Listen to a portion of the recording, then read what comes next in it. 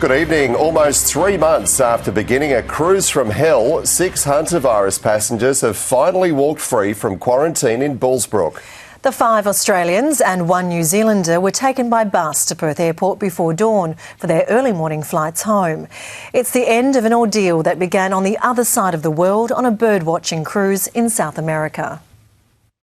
Freedom, finally. These 6 passengers left Perth the same way they arrived, on board a bus, but this time without the PPE, ready for their final destination of the trip, home. I'm incredibly grateful for the Commonwealth Government and the staff who looked after us. 5 Australians and 1 New Zealander spent 6 weeks quarantining at the Centre for National Resilience in Bullsbrook. It's pretty good, actually. What did you get up to? Not much. What else can you? And you were let out for some walks? Yeah, plenty of walks.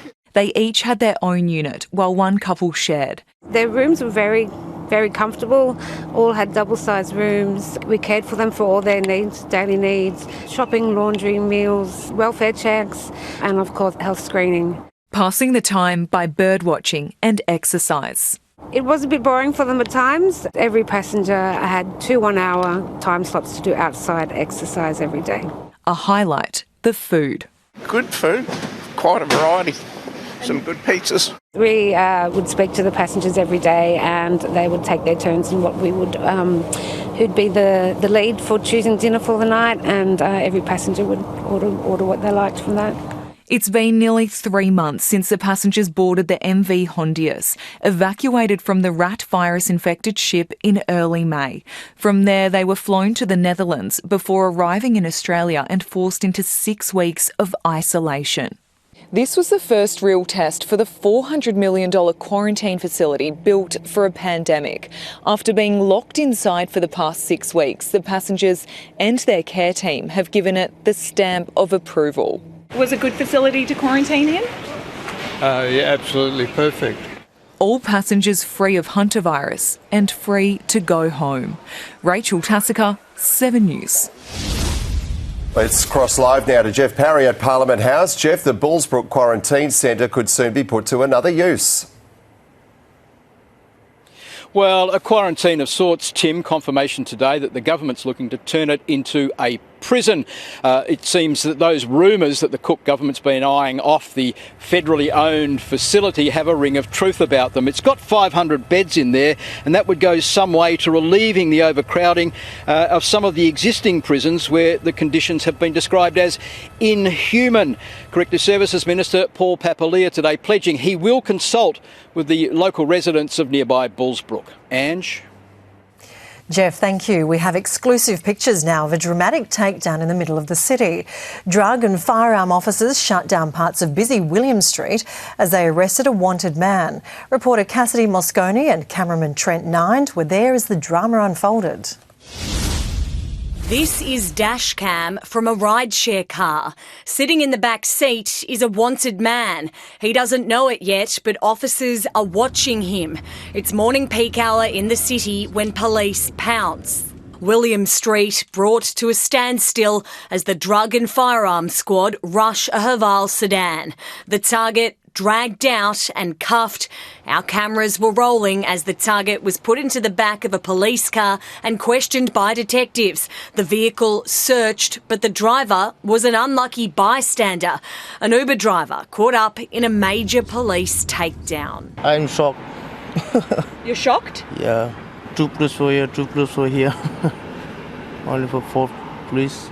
Did they drag him out of the car? Yeah. Officers were clearly watching their suspect. The Uber driver told me he wasn't even 2 minutes into his trip before police descended. Tonight, a 25-year-old is in custody. No charges have been laid. Cassidy Mosconi, 7 News.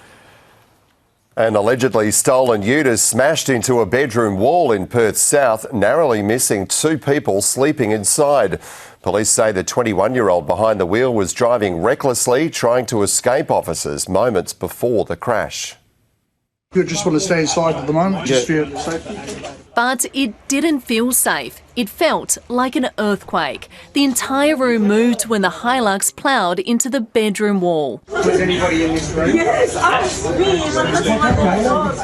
The careening car stopping less than a metre from Jenny's bed. I was already in tears this morning that I was like, oh my God, we just had like inch away from death. Saving Jenny and her husband's life, the number of items the ute crashed into slowing it down. That includes a police car, the neighbour's brick front wall and a colorbond dividing fence. I don't know the feeling. It's really speechless and my legs are just shaking and shaking. Police say the Hilux was stolen from a house in High Wycombe yesterday. Officers saw it just before 2 this morning and gave chase. Less than 20 minutes later, the driver smashed into the house on Gabrielle Street in Cloverdale. The 21-year-old taken to Royal Perth Hospital. We saw the guy was on the floor here. He was arrested.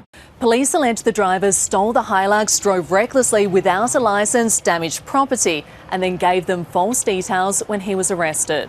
He was remanded in custody. As for the destruction, that's covered by insurance. It's not just the property damage, it's the damage that, struck us. The feeling, the fear. The fear to sleep tonight, in that bed, in that same spot. It's really going to be hard for us. I don't know how we're going to do it, but we're going to try. Lucy Murray, 7 News. There are claims Perth could be facing blackouts and brownouts when it dumps coal from the state's power generation in 4 years. The government has rejected the suggestion despite a report that says we won't generate enough power. It's actually science and facts. No, you are asking me for an opinion. The talk turned testy during a parliamentary examination of energy policy. The government butting heads with the Greens. That's good to have on the record. That's not what the answer that I gave. No, it is. It's not. Because you can. It's not. It's not what I said. Minister, but it's okay. The record will show. The record will show. It's not what I said. Energy is a pressure point for the government. It's promised to shutter Collies coal mines and power stations by 2030, with renewables and gas picking up the slack. A report by the Australian Energy Market Operator says the immediate outlook is good. The outlook this year is improved over last year's. It shows that there's a surplus for the next 3 years. What this is a huge endorsement from AEMO of the decisions that this state government has made. The opposition says it's not that clear-cut. There's two ways to read that report. The report says after 2030, not enough power will be generated to meet growing demand without further investment in renewables. On the current government plan, the lights will go out in the 2030s and they need to have a new plan and they need it urgently. The problem that Steve Thomas has is that our plan is working. Eliminating fossil fuels from power generation is a monumental endeavour requiring billions of dollars to be spent every year on renewables. A report by the Chamber of Commerce and Industry outlined the scale of it. To reach net zero by 2050, WA will need a mind-boggling 97 million solar panels and 12,000 wind turbines. Jeff Parry, 7 News.